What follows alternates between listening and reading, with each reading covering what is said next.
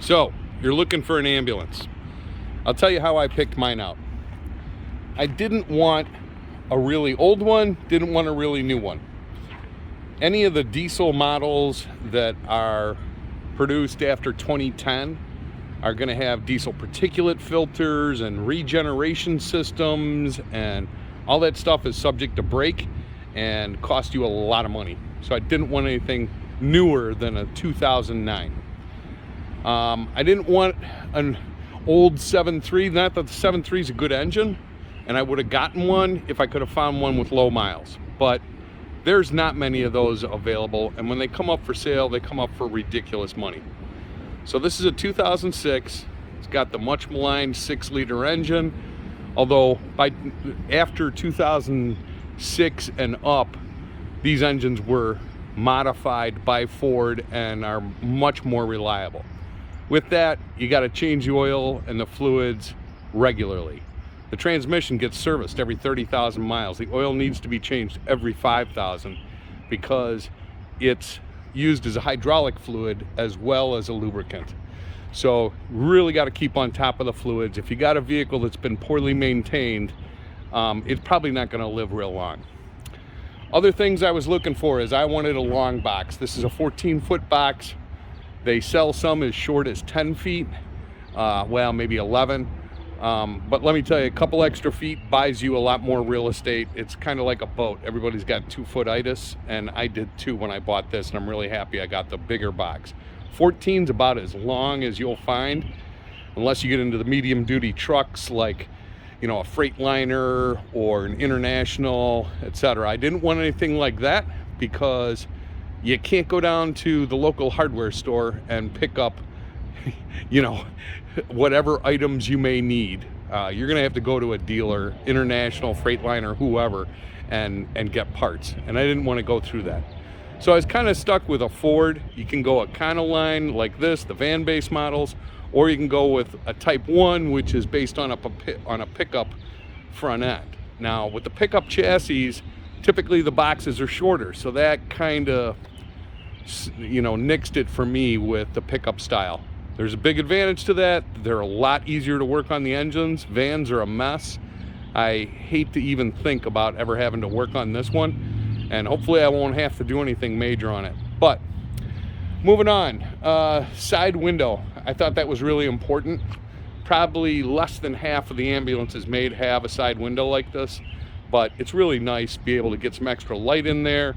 You know, if it's a rainy day and you're in there, you get to look out the window. It's just something I really wanted.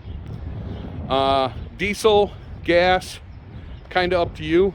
If I was going to buy anything 2010 or newer, I would definitely get gas. But those V10s they put in these things, they get about 8 miles to the gallon. This is getting 12 to 14. I haven't yet determined exactly what it is, but it's certainly a lot better than 8 or 9 that you get with a V10. And what else? So where do you look? I looked for about a year looking for the right ambulance at the right price, and I saw absolute junk out there selling for 10 grand. Most of the auction sites like Gov Deals or whatever one you want to pick, the market's really hot right now and they want a fortune for these. I mean, something like this would probably go on the market for about 15 grand and sell quickly. I'm almost ashamed to tell you, I only paid $5,500 for this, and it only had 81,000 miles on it. And it runs good, and, you know, I don't have any problems per se. It does need an exhaust, but, you know, something that's 15, 16 years old, that's kind of comes with the territory. The only rust on this vehicle is down here, and you can see it just peeking through. The steel is actually solid. There's no weakness there, but I'm gonna have to address that sooner or later. I have seen ambulances that rot down in the rocker panel in this area and seen them sell for $13,000, $14,000. I wouldn't buy one of those things to save my life because it's an extremely expensive repair, especially once it's completely rotted through. There's no fixing it. You got to cut it out, re-weld it. I'm not a welder, and I'm certainly not a body man, so keep an eye out for those things. I actually bought this from an ambulance company who had purchased it from a fire department. They only owned it for about 2 years, and then they were going to smaller van style ambulances for their purposes because they're basically a transport company. But they're out there. Be picky when you look for an ambulance. The other thing I would tell you is try and find an ambulance that's from one of the better manufacturers, like Horton. This is a MedTech, and also a well-known manufacturer. What you're going to get is little things like automatic locking doors. You see that cable running there by the hinge? That actually is just like centralized door locks on your car or truck. It locks all the compartment doors, including the storage compartments. For me, that's really nice. You know, one click, boom, the thing's locked up. Fourth window ambulances, I've seen a few, but really few. And I've probably looked at hundreds of ambulances.